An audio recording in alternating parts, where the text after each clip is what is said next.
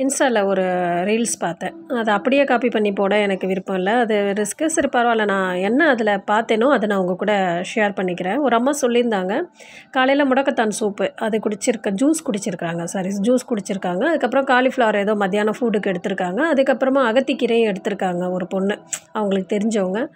திடீர்னு அது ரொம்ப ஃபுட் பாய்சனோ ஏதோ ஆயிட்டு, ரொம்ப மயங்கி, ரொம்ப எக்ஸ்ட்ரீம் ஸ்டேஜுக்கு போயிருக்காங்க. அது கிட்டத்தட்ட அது பாய்சன் குடிச்ச மாதிரி ஆயிருக்கு அவங்களுக்கு. அந்த பாய்சன டாக்டர் கிட்ட அவங்க முடியாம போனதும் ஹாஸ்பிட்டல் கூப்பிட்டு போய் அட்மிட் பண்ணிட்டு, அத வந்து அந்த பாய்சன்லாம் வெளியில எடுத்து அவங்களுக்கு ட்ரிப்ஸ் போட்டு அவங்கள இப்ப பார்த்துட்டுருக்காங்களாம். அத அவங்க ஷேர் பண்ணாங்க. என்னன்னா, அவங்க சொன்னதும் என்னன்னா, இந்த மாதிரி விஷயங்கள் எடுத்துக்கும்போது கொஞ்சம் கவனமா இருங்கன்னு. உண்மதாங்க. அதாவது நேச்சுரலான அந்த காலத்து ஃபுட்டெல்லாம் நல்லதுன்னு நம்ம எடுத்துக்கிறோம்ல. ஒண்ணு எடுத்துக்கிறோம்னா, அது ஒண்ணு தான் எடுத்துக்கணும். அதோட சேர்ந்து இன்னும் மத்ததெல்லாம் கன்னா பின்னான்னு எடுத்தோம்னு வச்சுக்கோங்களேன், கண்டிப்பா ஃபுட் பாய்சன் ஆயிடும். அதுவும் கீரை வகைகள் எடுத்துக்கும்போது ரொம்ப கவனமா இருக்கணும். அகத்திக்கீரை வந்து செரிக்கிறதுக்கு டைம் ஆகும். அ அதனால அகத்திக்கீரை எடுத்துக்கிறோம் அப்படின்னா, ரொம்பவே கவனமா இருக்கணும்.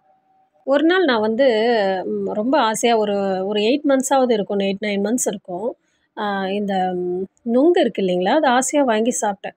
யூ ஒன்ட் பிலீவ் அன்னைக்கு நான் பட்ட அந்த கஷ்டம் எனக்கு ரொம்ப பிடிக்கும். அன்னையிலேருந்து இன்னைய வரைக்கும் நொங்கு சாப்பிட்றதே விட்டுட்டேன். நொங்கு கொஞ்சம் முத்தினதா இருந்தது. அன்னைக்கு நான் என்ன சாப்பிட்டேன்னு எனக்கு இப்ப ஞாபகம் வச்சுக்க முடியல. ஆனா அந்த நொங்கு சாப்பிட்டு கொஞ்ச நேரத்தில செம்மையான வயித்து வலி, செம்மையான நெஞ்சு வலி, எப்படியாவது அதுலேருந்து வெளில வர்றது ரொம்ப கஷ்டப்பட்டு அத நெனச்சாலே இன்னைக்கு பயமா இருக்கு. அதனால ஒரு சில ஃபுட்ட சாப்பிடும்போது, அதாவது நேச்சுரலா இருக்கிற ஃபுட்ஸ சாப்பிடும்போது ரொம்ப கவனமா, அளவு கம்மியா, அது நல்ல தரமா இருக்கா, நல்லபடியா இருக்கா அப்படிங்கிறத பார்த்துட்டு, அந்த ஒவ்வாமை எதுவும் நமக்கு அந்த அந்த அலர்ஜி எதுவும் இருக்குதான்றத செக் பண்ணிக்கிட்டு நம்ம சாப்பிடணும். பெரியவங்க யாராவது இருப்பாங்க வீட்ல. ரொம்ப பெரியவங்க கிட்ட கேளுங்க. இப்பல்லாம் ஒரு 40 ப்ளஸ் இருக்கவங்களுக்கு கூட பழைய ஃபுட்டோட எந்த ஃபுட்ட எதோட சாப்பிடணும் அப்படின்னு தெரிய மாட்டேங்குது. மரவள்ளி கிழங்குல வடையெல்லாம் செய்வோம், அடை செய்வோம். மரவள்ளி கிழங்கு வேக வச்சு சாப்பிடுவோம். அதோட இஞ்சி மிக்ஸ் பண்ணிடக்கூடாது அப்படிம்பாங்க. அதாவது ஒரு சில உணவுக்கு ஒரு சில உணவு பகை. நம்ம உடலுக்கும், நம்மளோட மனசுக்கும் எது தேவையோ அத தேடி பார்த்து, படிச்சு, அதுக்கு ஏத்த மாதிரி நம்ம வாழ்வியல தொடரணும். நம்ம எந்த ஃபுட்டு இப்போ பழைய கால ஃபுட்டுங்களெல்லாம் நம்ம சாப்பிடணும்னு விரும்புறது உண்மையாவே நல்ல விஷயம். ஆனா, அந்த சாப்பாட்டுக்கு நம்ம எடுத்துக்கிற உணவுக்கு ஏத்த மாதிரி உழைப்பு இருக்கணும். எந்தெந்த உணவோட எத எத கலந்து சாப்பிடணுங்கிற புரிதல் இருக்கணும். ஆம் கால சூழ்நிலை எந்த நேரத்தில எத எடுத்துக்கணுன்றது இருக்கணும். இதெல்லாம் தெரிஞ்சா அந்த மாதிரி ஃபுட்டுங்களெல்லாம் தொடர்ந்து எடுத்துக்க பாருங்க. இதுக்கு நீங்களே நம்மளே ரிசர்ச் பண்ணிக்கிட்டு, பெரியவங்க கிட்ட கேட்டுக்கிட்டு, அதுக்கு ஏத்த மாதிரி அந்த லைஃப் ஸ்டைலுக்கு போங்க.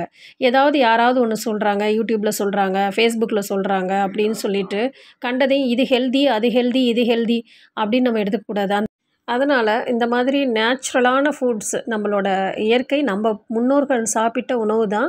ஆனா, அன்னைக்கு அவங்க இருந்த இடம். இப்போ ஃபார் அன் எக்ஸாம்பிள் நான் ஏசிக்குள்ள உட்காந்துக்கிட்டு இருக்கேன் சில்லுன்னு.